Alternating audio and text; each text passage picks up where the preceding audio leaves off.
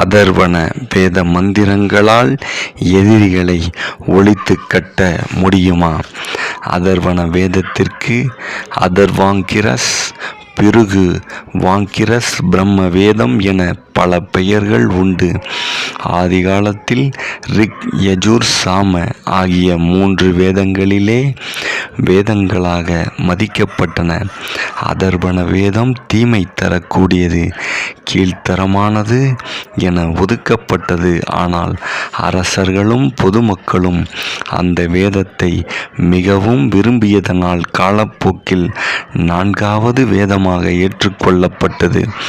உண்மையை சொல்வது என்றால் மற்ற 3 வேதங்கள் மக்களின் அன்றாட தேவைகளை பற்றியோ அவர்கள் வாழ்க்கையில் எதிர்கொள்ளும் சோதனைகளிலிருந்து விடுபடக்கூடிய வழிமுறைகளை பற்றியோ அக்கறை காட்டவில்லை.